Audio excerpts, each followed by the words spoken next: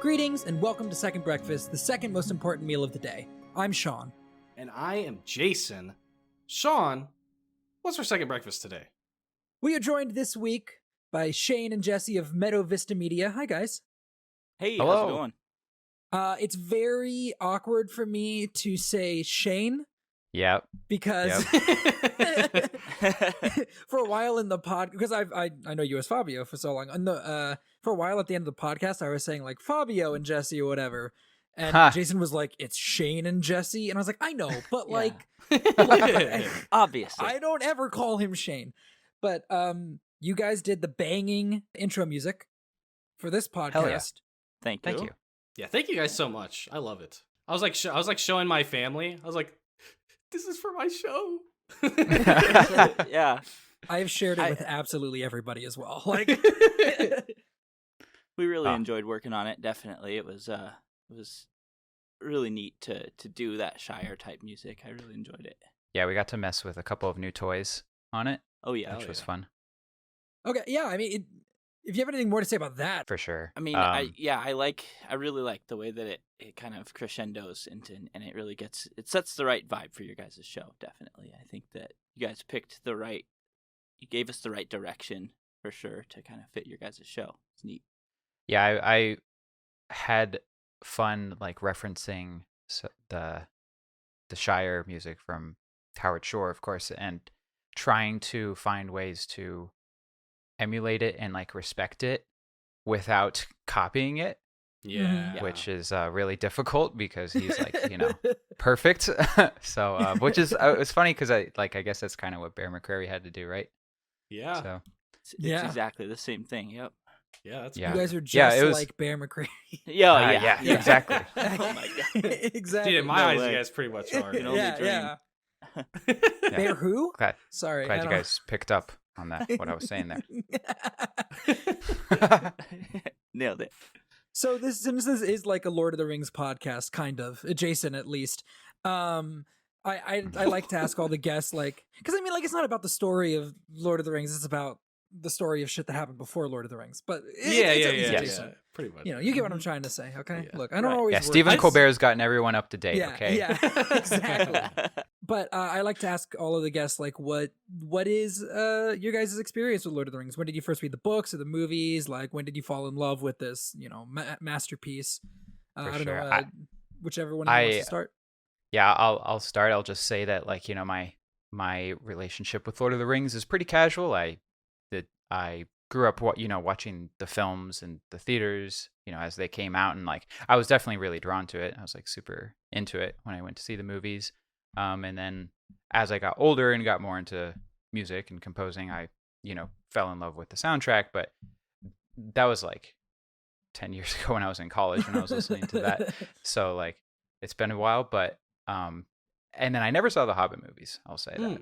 Never saw the Hobbit movies. Haven't You're really not listened to that missing anything. score either. Nah, dude, Right. they're I'll take your word fun. for it. They're fun. Triggering Jason. Yeah, Lord of the Rings was kind of a connection to one of my like cousins, or family of cousins, I guess. They lived near us, and their parents were ultra conservative Christians, and did not let them get exposed to very much, including like Harry Potter, Mhm. things like that. But Lord of the Rings somehow kind of was fine. Yeah. Even though I have no idea. It's like the Um, Beatles, dude. but- Like they Right? just Yeah. even though it's like really grandfathered messed in. up, it just Yep. the conservative people they just let it go, dude. It's like, Right, Lord of the and Rings. to think that Lord of the Rings was like lower on the totem pole there than Harry Potter is insane to me. But whatever. But yeah, so I just remember watching those movies with those cousins, and that's my main experience, and it really, a lot of that music I think has shaped a lot of my musical like influence. It's just a lot of those dissonant, weird, strange notes, those accidental notes and things like that I'm a lot more drawn to now. And I would say that would be its biggest influence, like musically too. But I also didn't get super far into the lore and analyze everything. My girlfriend is crazy with that type of stuff. Oh, Like cool. Lord of the Rings, and well, not so much Lord of the Rings. What's the other one? The Game of Thrones. Okay, Yes. She goes nuts with that stuff. So it's been interesting, kind of like diving more into this than I probably would have because we're coming on the podcast. So I was like, I kind of want to know a little bit more about it. Right. So it's kind of fun. Yeah. It's kind of brought me back into that universe, and it's really enjoyable. It's been interesting kind of like comparing the two, like Rings of Power with House of the Dragon, because they are right there. It obviously is a similarity to it because they're both like high fantasy, but there's also a lot of differences and like sort of like just a different sort of ethos and like a different like fan base and stuff, and so it's like it's kind of interesting. And then like different music, different composers, obviously. One of which is doing really well, and the other maybe not so much. That's why I was laughing, is because I now can't think about Game of Thrones without thinking, oh, Fabio really doesn't like Ramin Djawadi, or however you say his name. It's like all I could think about. No shot. Apparently, it's pronounced Ramin Djawadi. That's what he says, and he's pretty particular about it.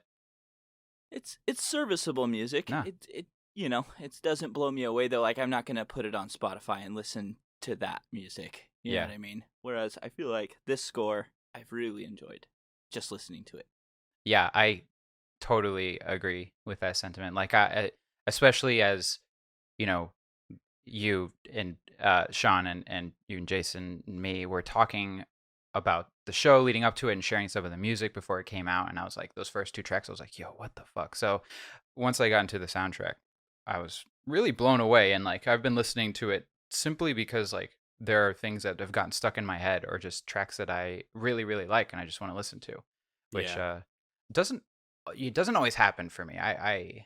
I'll listen to, especially with film music, I'll listen to it and I'll be like, yeah, this is cool, but I might not go back to it unless I really intend to. But this, like, I was finding myself like, no, I want to listen to the score right now. So I think it's doing doing more than its job. It's much more than serviceable, We have another kind of thing that we've done with our last two guests. I don't know how well it's going to work right now. Oh, no. Listening to you guys talk about your history with I almost said Game of Thrones. That's how the conversation fucked my head up. Your history with Lord of the Rings. We had both Swarles and Mike give their favorite line, their favorite moment from the Lord of the Rings films. Is there any line or moment that you guys think you could recite from those movies or could butcher? I think that would be equally funny. I don't know. Yeah. I say, and my axe. I say that all the time, like unironically, just in situations where it feels right. I'm just like, and my axe, and nobody ever thinks it's funny. No. No, I don't have one. I can't. So I can't funny. do it. Yeah, I don't know. I'm so bad at this type of thing, like references and remembering lyrics to a song I've heard 100 times. I don't hear the words of anything ever. Yeah. It's Big really, mood. really I bad. do the same I thing. can picture scenes. I can see it in my head, but I can't remember the words that they're saying. What do you see in your head right now when you think about that? I'm curious. I Paint keep the picture seeing for me. Sam's face. I see Sam's face when he's like ultimate betrayal. I don't know why, but that's the first thing that comes to mind when you were like, no, think of what you think. Back down? Oh yeah, big time. First thing. Dude, I remember being Got really me. sad as a kid seeing that scene. I was Yeah. like, why? Oh yeah, yes. Maybe that's what it is. It was like pretty impressed on my memory. I just like his face, and then now he's in like Stranger Things, the same actor and stuff. So it's like I don't know. It's just kind of weird to see that guy. Oh man. Yep. It's like a warm blankie. I'm really glad I pushed further for that one. It was honest. It was the honest take I got. So That's all I wanted. That's all I wanted was honesty. Before we talk about Rings of Power specifically, I'm going to jump back because I meant to do this at the front, but as Jason can attest, I'm really bad at keeping things in the order this is Just supposed go to with go the flow, dude. in. Yeah, dude, yeah. You guys should introduce yourselves. Oh yeah. 10 minutes in. That's great. I'm Jesse from Meadow Vista Media. Oh, that's And, fantastic. That's it. Right, like we intuitively know like Yeah. who you guys are, so we didn't even like think, oh yeah, this person's Yeah, voice yeah, should probably yeah. be attributed to a name. Well, let's see. I'm Shane. Some listeners might know me as Fabio. I'm also a part of Meadow Vista Media. Jesse and I are good friends who have joined forces to work together in Meadow Vista Media. It's a music production company. Basically, we record and mix and write music and arrange music for ourselves or for other people, or in the service of other things, whether it's a podcast or another artist's work. You know, we help produce other artists or something like that. We want to start doing more film and TV and video games yeah. eventually. And yeah, that's That is a good brilliant. summarization, Absolutely I think, beautiful. of what we're doing. And if people want to listen to you guys' music outside of just the banger theme that you did here, where should they go? What kind of like, because I know you guys have done work for like, you guys have done stuff for Very Random Encounters, Correct. right? Mm-hmm. Yes. Yeah, we've been doing the theme for their show for a couple seasons now, and they it's really like they have a theme that they use every season, and it just like they change it up a little bit every season depending on what the setting is, because every season it's a D&D podcast, or it's like a tabletop RPG podcast, and so every season is different, and so the theme has been different, and so we got into that because they wanted a rock thing, and we have a pretty deep background with rock and roll, so we did that, and then we kind of just kept going. They're like, oh, you want to do the next one, and so we just kept going, and so we've been doing. I think we did 4 or 5 of their. Yeah, it's been seasons really now. interesting with Yeah. that, trying to kind of morph those samples that they had into all kinds of different vibes, and it's been so much fun to. It really forces you to. Each new. Each new thing we've done has been like a new, like It even seems more like it. challenging than the last. They're like, okay, but what if we added sitar in here? Oh, Jesus Christ! And what if we? I mean, This a last part of one you's was a got to good be one. like, No, but they're really right, really but good like part of people. you's got to be like, oh yeah, now I get to do stuff with the sitar. Like I haven't really worked with this. Oh yeah. It's really rewarding when it comes out, when it works, when we figure it out by the end, because it's like, wow, like, yeah, we fucking did it. We cracked this one. That's great. I mean, it's the same thing with your guys' stuff. Against all with odds. With this theme, it's really neat to feel like we actually sounded like a little bit like a Shire type vibe, and it was a sense of accomplishment for sure at the end of this one, and Shane definitely took a lot of the lead harmonically with that stuff, and I kind of helped get it to a listenable, Yeah, that sound. tends to be our dynamic, right? It's like I'll do more of the stuff that's on the piano keys, and then you'll do more of the stuff that's like in the mixing and the mastering sense, and like Sound we design and- both dabble with each other's profession, so to speak. In that sense, we both help each other, but we tend to favor those things, and it's like works really out cool. pretty well. I'm glad, because there's Yeah, some he's- things like mixing wise that I'm like, dude, I don't know what to do with this, and he's like, okay, and he takes it and he like turns it into gold, So Yeah, I that, feel that must lucky. be super nice. Like you get really fatigued on something creatively. Yeah. and just, like, Yes, hitting a that's it. wall. Th- And then that's you a see like good a way to fresh put pair it. of eyes on there. The That's collaborative 100%. aspect helps Yeah, a and ton. I'll make little things, different little score things, and send them to him, and he'll take, the chords and make them a lot more flavorful and kind of flesh them out to be just smarter musically put together. I get a good idea, or sometimes, for some music that I can't quite fully flesh out, and he helps me get that across, and always makes it way better. I feel like all the tracks that we've made together, it's just. I think if the theme for this podcast is anything to go off, you guys have succeeded very, very, very much with that. Appreciate it. that. I want to shift over to actually Yeah. Rings of Power now. You guys, so just for like the context of the conversation, you guys have not seen episode 7. You guys have seen 1 through That's 6. That is true for me. What are your guys' thoughts just on the show overall, and then more specifically the music so far in the first 6 episodes you've seen? Like, are you guys enjoying the show? I don't know, how did you guys feel going into it? Like, oh my god, Jeff Bezos is making a Lord of the Rings show. Good That- lord. exactly You know, that. like, what- That was it my going problem in. right at the beginning, Yeah. man. And it started Okay. with the Amazon trailer for the show, and it was like, just like a trailer sound, right? Like just, and I was sitting there, and Yeah. my roommates were watching football on Thursday night, and I was like Yeah. working on the computer, and I like heard trailer noises happening, and I like looked up, and I was like, Lord of the Rings, why is that happening? And then the show has absolutely changed my opinion of it after, episode 2 or so is where I really was like, okay, I can get over the Amazon thing. Jeff Bezos, cock in the sky, hate it. That's okay. But yeah, they do have good people behind it. You can tell absolutely there's Yeah. times where you can see that corporate claw in there, but like Yeah. it's Especially their definitely not marketing. a big deal.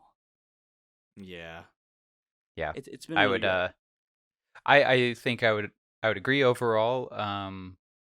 I think the show has done a really good job so far of, telling the Yes. story. I'm like really interested in it as someone who's like kind of not been interested in Lord of the Rings for a very long time. I was like, I've actually gotten, like Jesse was saying earlier, like I've looked into a little bit of the lore as it relates to the show simply because I'm interested. I want to know the context of certain things.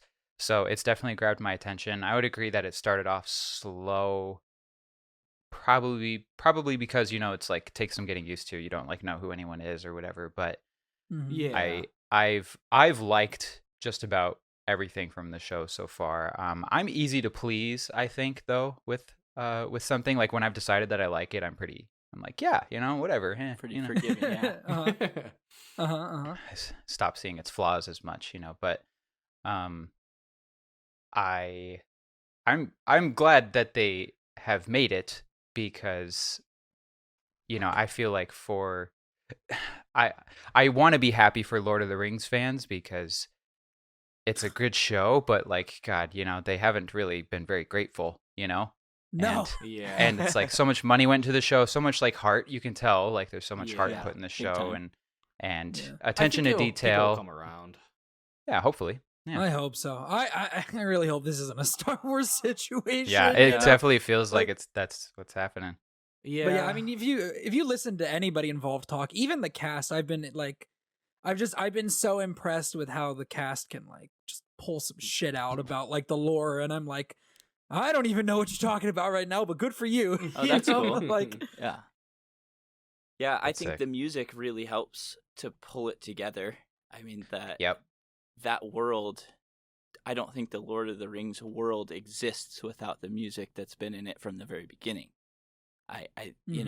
Watching that show, I mean, you can say that about really any piece of film or video games, anything, any media. The music is half the battle, I think. But mhm. Bear McCreary, he's done a really good job at kind of pointing you towards some of those older themes, from Howard Shore, but like absolutely Mhm. making it his own and bringing it all together for me, for sure, definitely. And I think I've also been listening to the Spotify, the Rings of Power, a ton, so that definitely Mhm. helps. But Mhm. yeah, the music Yeah. definitely ties it all together for me. Yeah, I Yeah. think the most impressive thing to me is not only just like the music, because the music is good on its own, but how they actually use the music is more impressive to me. Like Hmm. how the showrunners work together with the music and the cinematography, like especially when it comes to transitioning from scene to a scene, right? Like if the previous scene had like orcs and like people dying and stuff, and then the next scene was like a Harfoot one, it would still feel very creepy for the first like 10-15 seconds of the Harfoot Mhm. section. And I Oh, really yeah. like it and how they really just trick you all the time. Like he's really just dangling you along on a string, just like, this is how you're feeling right now. And it Yeah. just does, they do it so well between the cinematography and the music combined. It's just insane. He does a lot of theme-based things. Every character has their own theme and their own melody that Mhm. they use a ton of different arrangements to get those different vibes happening. I mean, you'll hear something in the Sauron theme that you'll hear in the Harfoot scene, like you say, with the transitions and stuff, and Yeah. I think that assigning different scenarios and different characters with those themes is super impactful when used correctly, and I think that he really nailed that portion of it. It's the Star Wars Absolutely. approach, where each character has their own thing, and that's a classic approach, but not everybody does that anymore. That's not like you don't have to do it that way anymore. I think that's really true. A lot of people don't. I think there's very few composers who are like, really strong theme makers, and I don't even think I would have put Bear McCreary in that camp like at all No way. until this soundtrack. But he really made a point to, and I actually I was doing some research in it. He spent months coming up with, or he spent a couple months just coming up with themes for the soundtrack. And then from there, when you have like 15 something character themes or themes that have to do with elements of the show, the score kind of writes itself after that point, if you know the craft of it, So, and he's been doing this for a while. He's actually been doing it for like, he's been in there for like, I mean, he did Walking Dead. How long ago was that? That was at least 10 years ago. 2011, maybe? Yeah, we're looking at 10 plus years. And he was working on stuff before then, So he's been in for like probably 15 years. How do you guys feel about Bear McCreary's previous work before this? Because like I mentioned to Mike last episode, I've known Bear McCreary from Agents of S.H.I.E.L.D. fame. The hit television show, hit MCU canon television show, Agents of S.H.I.E.L.D. So Definitely kidding. How do you guys feel about Bear McCreary before this? Because I'll be honest, I felt like after listening to this, he like skyrocketed. Yeah. In how I felt about him. That's how I feel too. I feel like Same. he was really good at what he did. He's like probably like a B tier composer for me, just like really serviceable, kind of always showed up to the gig, and did what he had to do. I think God of War, the God of War soundtrack that he worked on before, he's doing Ragnarok too, but the last one, I think, was the first time where people really started to take notice. He really nailed that one, and then being given the opportunity to work on the Lord of the Rings of Power soundtrack with about 12 to 13 months of lead time. It's, he just like, from what I understand, he just cleared his schedule and just fucking went balls deep in like writing music for like 9 months straight, and yeah. I think it shows. I think it paid off. Yeah, I think it paid off big time. And I think, for just going back a little bit about themes, I think it was like not a lot, right? So there's not a lot of people doing themes, so it's a little risky now to be a theme writer. You have to be really good. Like if your theme sucks, then people aren't going to buy into it. They're not going to like the music. It's way easier to write music that's just textural. The Hans Zimmer approach, because you just it's just mechanically it's just easier. Melody writing is really difficult to do well. That's why John Williams is because he was like the fucking man. Howard Shore, the same thing. He was a theme writer. So for Bear McCreary to take that approach was really risky. But I don't think that you can score a fantasy score any other way. You know what I'm saying? Like Howard, I agree 100%. So he had to. He by necessity he had to do that, and so I think he knew that, and because he calls on Howard Shore's score as like a huge influence for himself. I think he knew that going into it, and so he put a lot of his creative effort towards making sure that part was like bulletproof. And for me, I think that's true. Very respectable. I think for Bear McCreary, the first time that he turned my head was for that Apple show C. The first season of that has absolutely visceral, awful music that I love so much. It is so good. Okay. Yes, and I was like, where is this going? Wait, awful. Yes, like in a good way. In the way that I get it. Like Metalhead's like a breakdown kind of thing, and it is. It's like heavy music the entire time, and it sucked because the second season they totally took his theme, which was this weird sound design, a bunch of random sound that I thought was awesome, and they did this very generic like orchestral, just very simple, kind of like watered it down to me. And the show still had elements of that, as a lot of the characters, but that was also theme based, but less melody writing, more so like he would assign a sound design type of sound to a character. There were definitely a few themes in there that were specific to characters, but that music was super, super cool. And then, of course, God of War came out. I think shortly after that. I might have the timeline wrong. That's when I experienced them. And that was great as well. And ever since then, pretty much anything that he does, I like to at least check it out. I really like that visceral, atonal bullshit, not real music type stuff. Yeah, sound design is so neat to me. It's kind of where my, like, I guess my interest and like my fixation right now in audio is towards the sound design side of things. So super neat.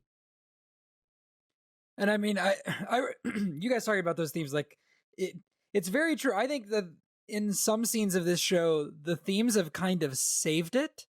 And the one where I think of is, and Jason and I talked about this on the podcast, episodes 4 and 5. I think it was 4 and 5. Pretty much had the same ending. They did this ending twice, where like the Numenorians are like, "Oh, we should go, but we don't want to go. You know what? We're gonna go." Yeah. Like they did that kind of 2 episodes in a row. And I was like kind of rolling my eyes a little bit at it the second time it happened. But then the Numenor theme kicked in. Yeah. And I was like, never mind. This rocks. This is great. Oh, yeah. You know? It just sweeps you up. Yeah. It kind of really carries, like, I think some places where maybe some dialogue given to Galadriel is a little stunted, but at the same time you start to hear her theme come in. And because for me, her theme is my favorite part of the show. I don't know. What's your guys' favorite themes? Like, that one's definitely up there. So is the Numenor theme. Both of those are definitely up there for me. Yeah, Numenor, of course, is it's kind of centers the whole thing. It's got kind of everything, all from the rest of the show. I mean, with not so much, I would say, the Harfoot theme in there, but the musical ideas definitely stem from Numenor, it seems like, and I think that's something Shane talked to me about, and that's something I've really been looking into. So listening to Numenor and listening to the chord progressions, and they're strewn about throughout all of it. It's kind of the center of it all, it seems. And I like Sauron's theme because I like, again, visceral, gnarly stuff. That theme is super cool. That one's good. I'm really I'm really obsessed with the Bronwyn and Arondir theme. The like love theme for them.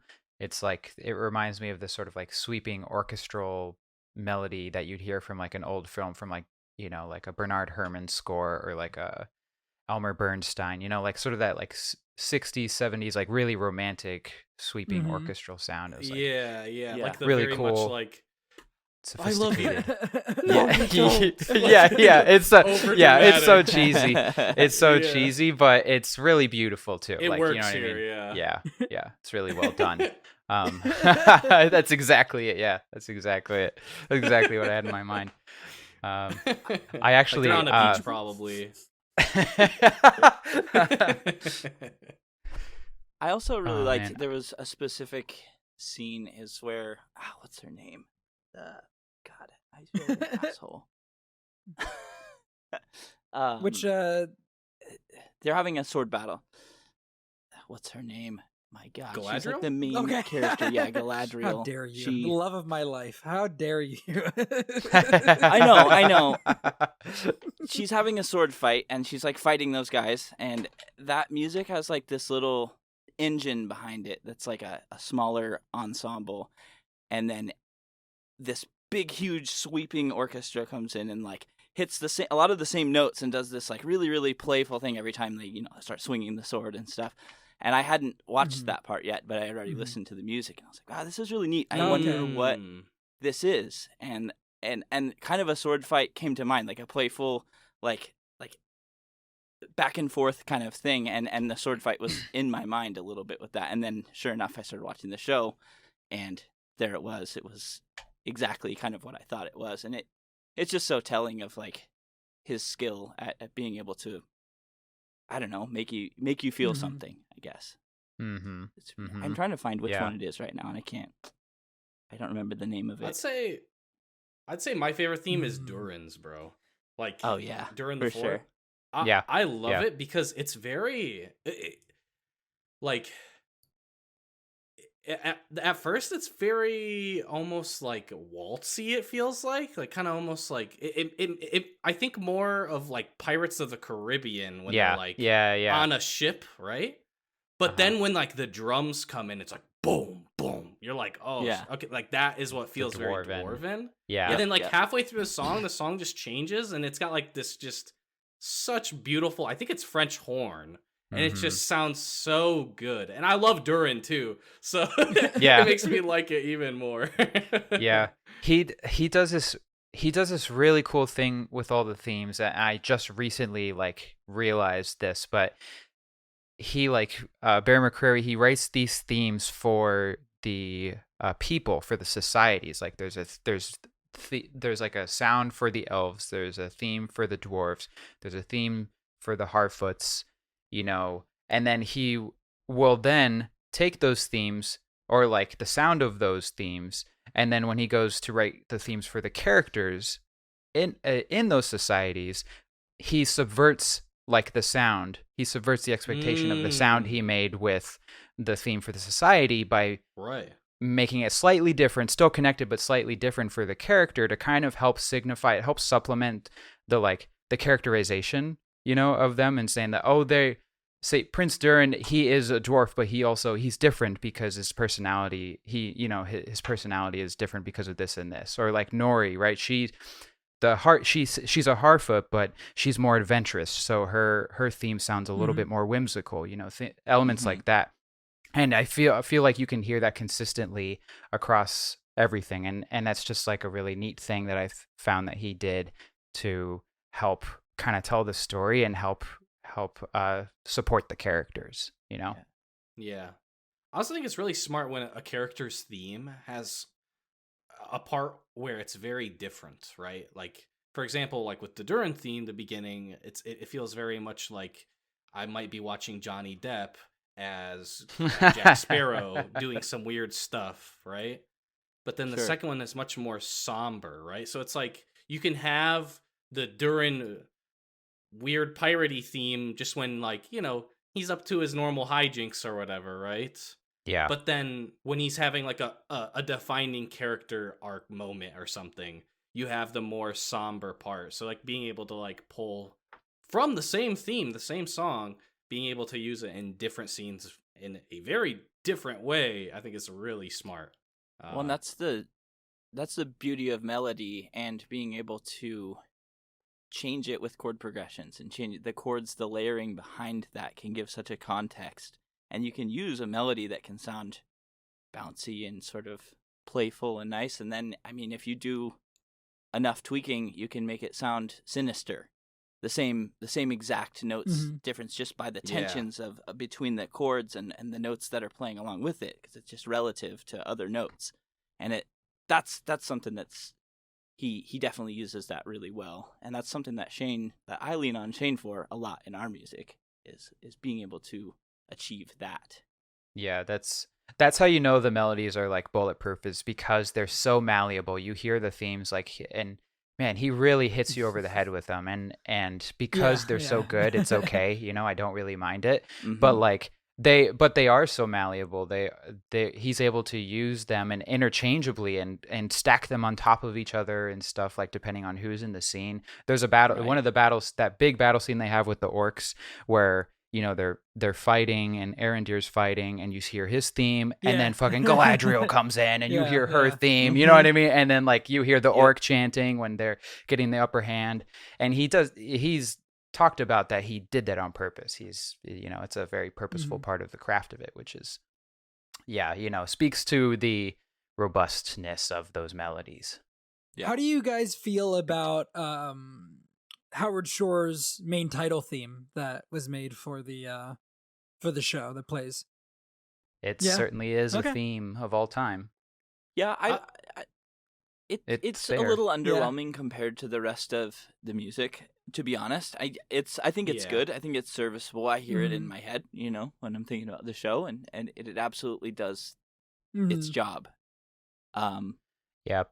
Apparently it was written and recorded totally separately from what Bear McCreary was doing. I mean, of course, it was a different, Howard Shore did that, but like just timing completely different, and that's why it's not in the show. You know, you hear it as a theme, but you Oh, won't I see hear what you're it saying. for the opening credits, but you won't hear that theme in Bear's actual Yeah. score, at least for the first season.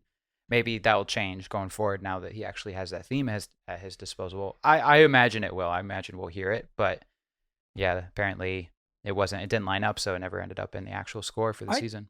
Interesting. Yeah, I really like the main melody of it, right? Like at the very end, it does it as well. Yeah. I really like that, and then I also really like when in the show, everyone else that I watch the show with, when we do like a Oh watch my together, god. when there's like the worm of black Oh, rocks. God, I like that part of the Oh. song, but the rest of the song is definitely kind of on the nose, just like going through the motions. But it's definitely, I still like it. I'd say it's like a B tier song, but I like the melody. I'd say that the melody is like an A tier song. Yeah. Yeah. I think it's kind of what I would expect from a big corporation, to choose something that's not going to ruffle too many feathers. You know what I mean? And that's fine. That doesn't bother me. You know what I mean? I don't hate it, so that's great. Because that happens sometimes on television shows where I'm just like, dude, I can't with this. Where's the skip button? You know what I mean? But I can listen to this. You know what I mean? I watched the intro still on this show, so that's good. It did its job. Yeah. If it's enough to where you still watch it, I think it's a good theme. Yeah, right? did well. If you're It not did its job. Oh my god. Right. I've been like, especially when we really started to lean into film music and wanting to do this, I've really forced myself to watch all intros and not skip that, because it just feels cheap. You know what I mean? It just kind of feels like a disservice. You got to watch it, but sometimes, they didn't do a good job. You have to. That's why the most superior of television theme songs intros is Barry's, because it bangs for about 2 seconds and then it goes away. Yeah. There you go. Yeah. Barry's so good. I love that show. The timing of it is always perfect too. And then it's done. That's it. That's all you got to do. It's great. And that's all you need. It's all you need for that show. Yeah, for sure. I was pleasantly surprised that.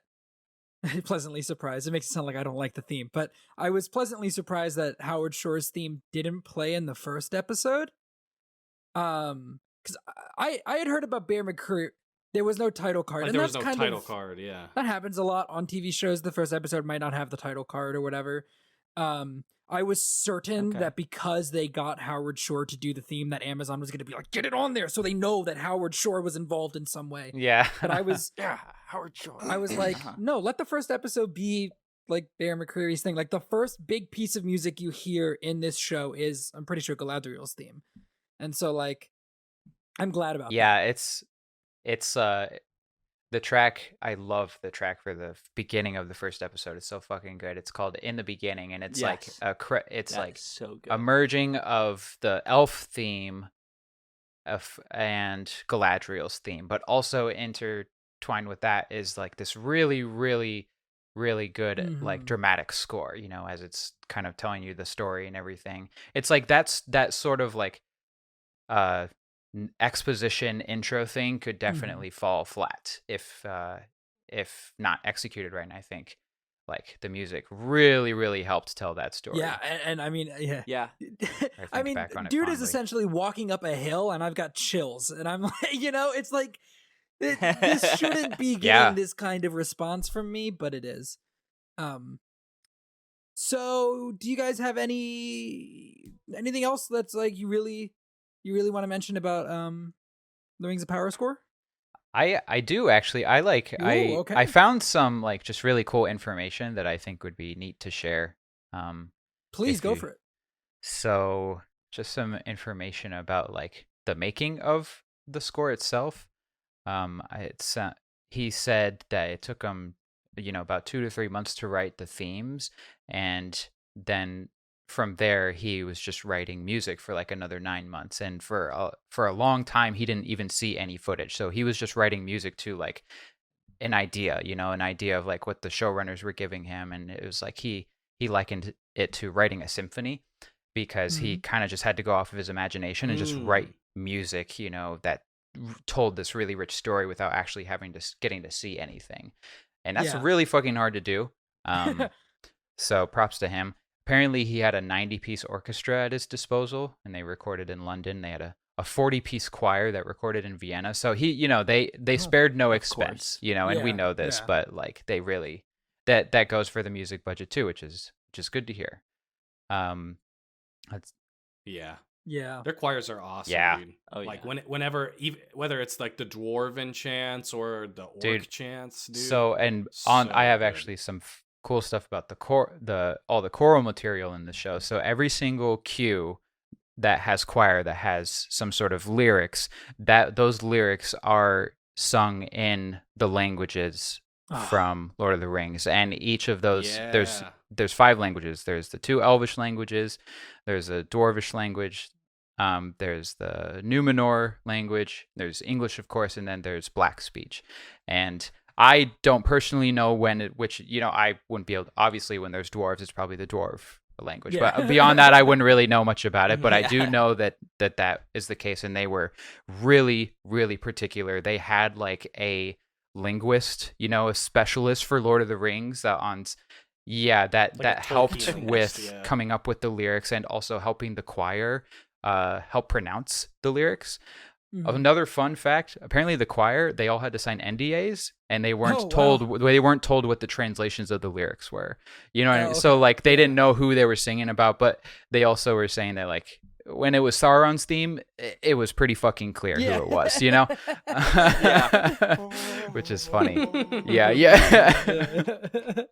Yeah, what's cool is one of the chants that is in the song Nampot, Mhm. which is they're chanting Nampot. That's death in Black Damn. speech. Damn, So they really just got a choir Yeah, chanting fuck death. yeah. Okay. I know Yeah, Sauron's theme sick. is in Black speech, for sure. Like, and I think the text in Sauron's theme is taken from a poem that has to do with the One Ring.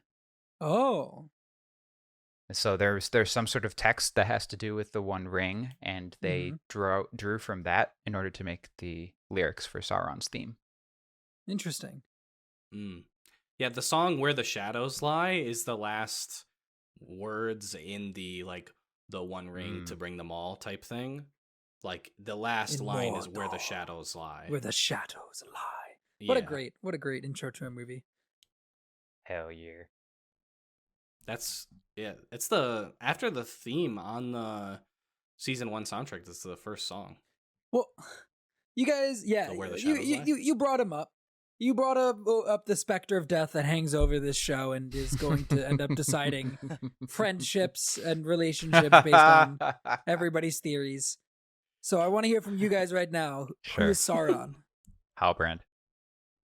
Okay, all right. Although, Another okay, believer? actually- Another believer? Okay, so I think narratively, all signs point to Halbrand, but musically, no fucking Yeah. clue. Like they've, I haven't like pored over it, but I've listened very intently through the soundtrack and like while watching the show, and I have not been able to find a single connection between Sauron's theme and Halbrand's theme. So, and that might just be, that might be a direction that he got. That was but- one thing that I was wondering if you guys were able to give Yeah, us any. dude. The what only- does the music tell you?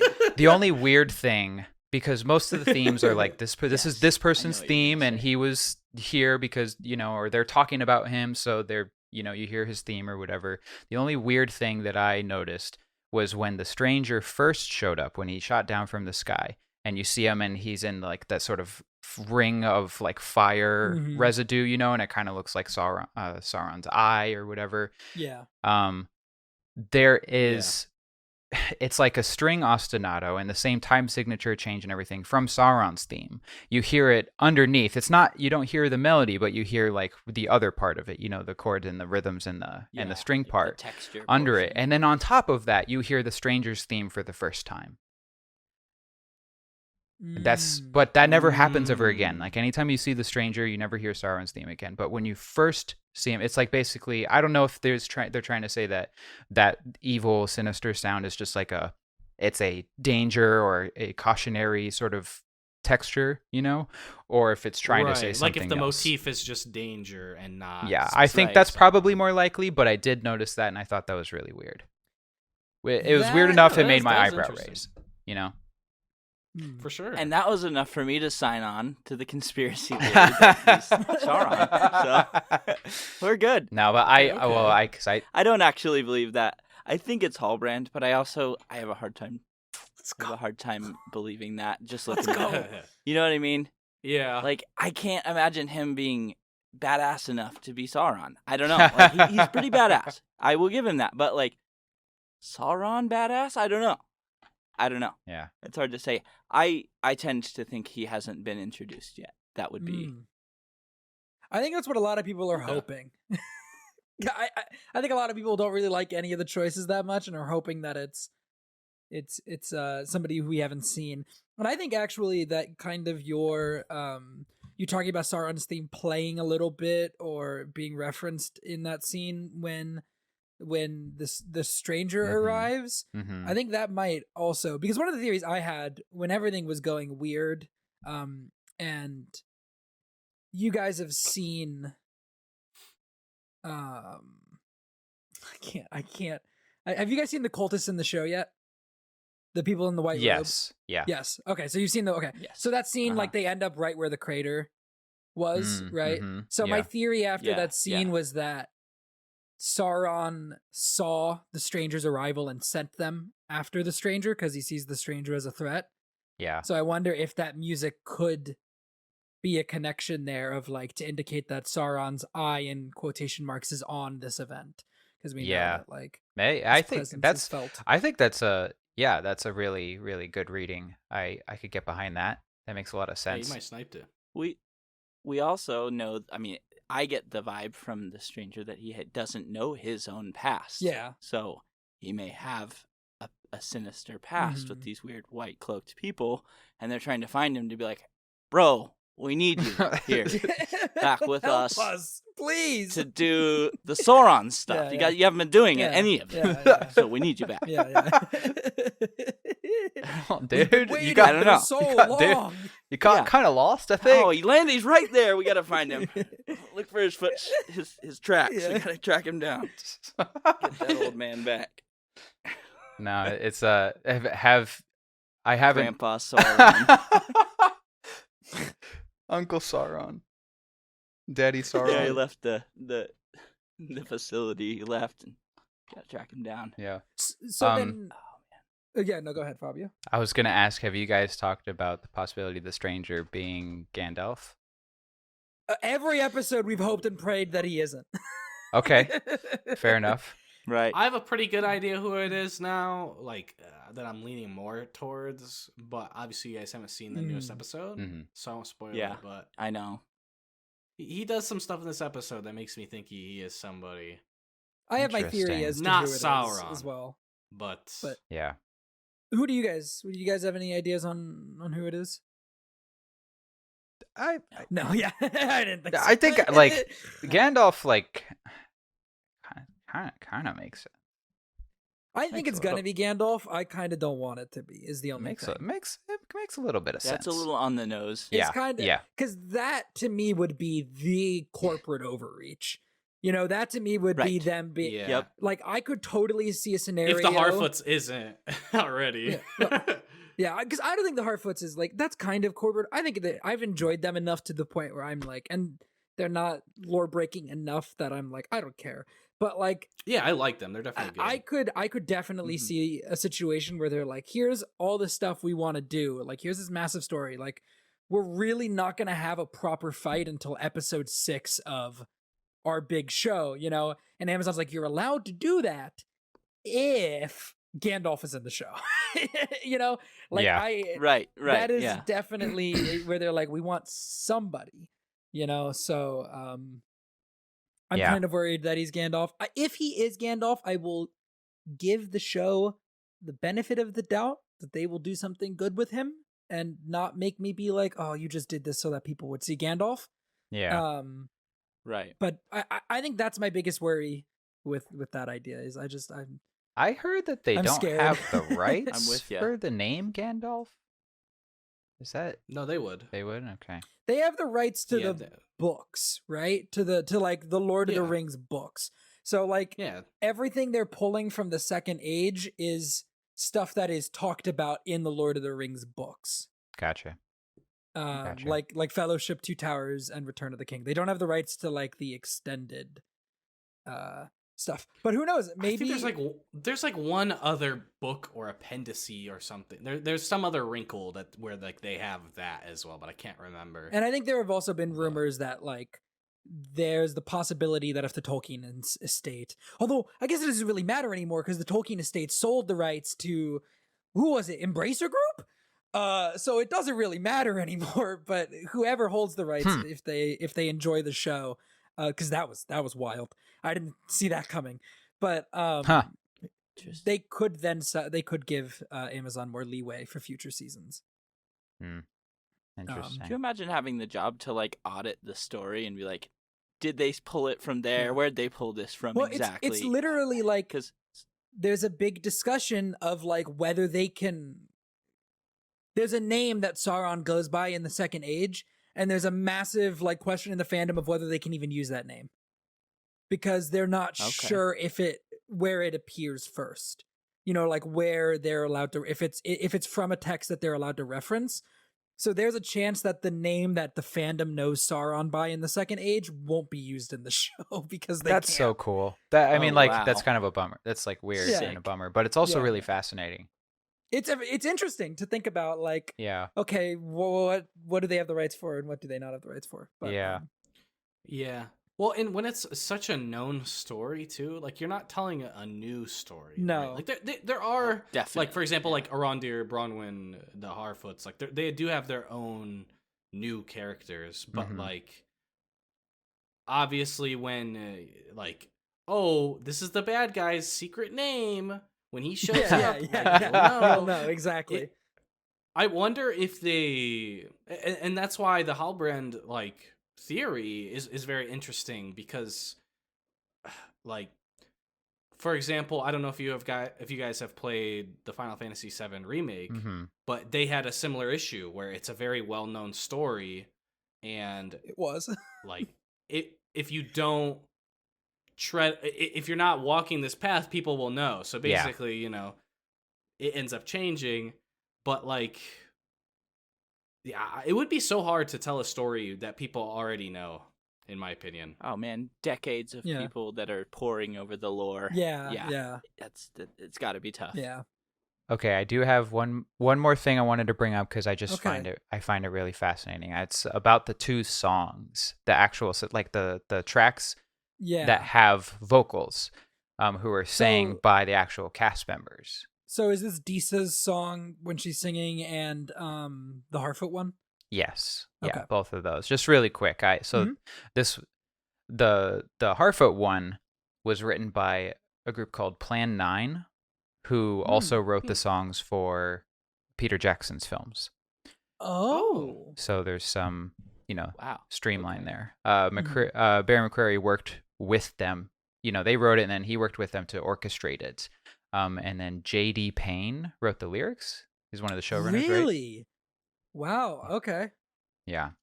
And then for Plead of the Rocks, which is by Princess Disa, Barry McCreary wrote that and then, gave the music to the actress who plays Disa, and she sang it. They recorded that live on set. She sang it live on set. Oh, wow. And then he orchestrated and arranged the music around that. That's awesome. That's insane. Yeah. Super cool. I wondered Wow. if that was actually her. Yeah. Yep. Oh man, That's the way so that the vibrato lines up with the video. I know. I was looking at it. Would have just taken hours. Yes. Oh man, that's so cool. It's really hard to fake that. So it makes sense that she just did it. It's cool. Yeah. It's like it looks perfect. That's insane, but that makes sense. Yeah. Yeah.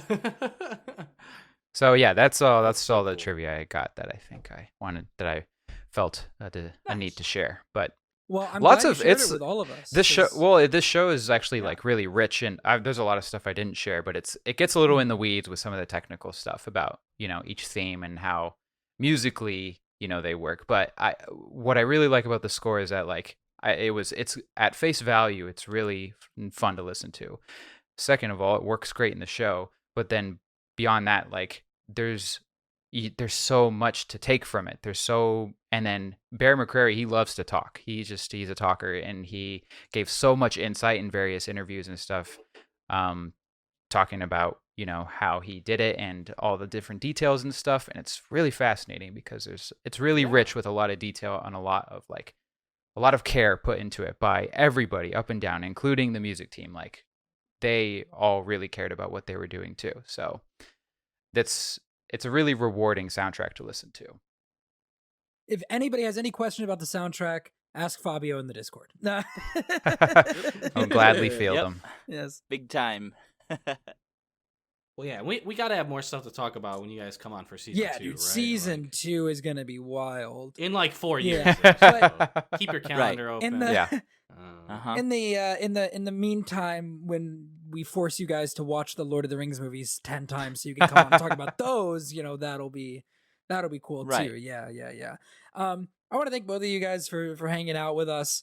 I had initially planned this when we started recording an hour ago that I was just gonna splice this into the beginning of this week's episode. I'm not gonna do that now. This will come out next week as its own episode. We talked long enough, and I'm glad we did that. Like, it's just, this deserves to be its own thing. Yeah, I agree. Hell yeah, man. So- it's been a lot of fun. Hell yeah. They'll have to wait a little bit longer to hear all this. It'll come out in the middle of next week, but instead of trying to just A bonus. instead of episode. trying to Hell just put yeah. this at the beginning of Nice. this week's, I think it makes more sense for it to be its own thing. So Cool. I think so. Shane and Jesse, why don't you guys both just tell people listening where they can find you online? For sure. So, let's see. You can find me mainly on Twitter, I would say, at Fabio the Iguana, and I'm also on Instagram at Shane Plunkett. I'm on Discord, Fabio the Iguana. Come say hi. And let's see. Meadow Vista Media is also on Twitter at MVM_studio. On Instagram at Meadow Vista Media. And then we have our own website, and I would actually encourage people who are interested in checking out our stuff to go to our website, because it has everything kind of pooled into one area, all the different things we've worked on, because some of it's on YouTube, some of it's on Spotify, some of it doesn't exist necessarily on streaming. So it's a good place to kind of go and check us out. Yeah, absolutely. I don't go online a ton. I don't spend a ton of time. Yeah. Especially on Discord and stuff. But go to our website, check our music out. You just search Jesse Wright in Spotify, you'll find some stuff. But go listen to the music from Meadow Vista Media, and that's it. I mean, man, reach out on anything. I'm on Twitter and Instagram, Facebook, all that crap. But yeah, we really appreciate you guys having us on here. Yeah, for It's sure. been an honor, and we really enjoyed making your guys' intro. It was so much fun, and Yeah. it's the first time on a podcast for me, so I appreciate you guys Oh. having. You've been us really on here. good. You guys are. I wouldn't have appreciate guessed, it. yeah. You guys have made it very easy. You guys sound like true pros. So so Oh, cool. thank We you. fold him, Appreciate you Jason. guys. we got it. We fold Yeah, you just maybe- like Sauron, dude. I know. Yeah, I'm wrong. I'm sure. No, thank you guys for joining us, because the listeners deserve to hear actually knowledgeable people talk about the music, and not just Jason and I go, I really liked it when the music went the doot to doot to, like When it, Oh, it I made love the the sound doo-doo-doo. with the violin. yeah, I couldn't even pick that out for you, so I'd be like, It's not even a violin, it's a viola. It's just like Yeah, obviously. Duh. Yeah. I'm like, I really liked the guitar, and it's like a drum playing. I don't know. I'm Yeah.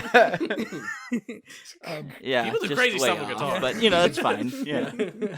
Yeah, that was actually a piano. Jason, why don't you tell them where they can find our stuff? Oh yeah, it is a bonus episode, so we do have Yeah, to do an outro. yeah. Yeah, so thank you guys for listening to this cool bonus episode that we didn't know was going to be a bonus episode, but it is a bonus episode. You can find all of my stuff on Super SpikeGhetti Bros on Twitch, on YouTube, and then on Twitter, SpikeGhetti Bros. And Yeah, I'm on Twitter yeah. at Sean_AFK. awesome. Well, again, thank you guys for listening, and enjoy your 11sies, and we will see you very soon, actually, because this is a bonus episode later this week for Second Breakfast. Bye!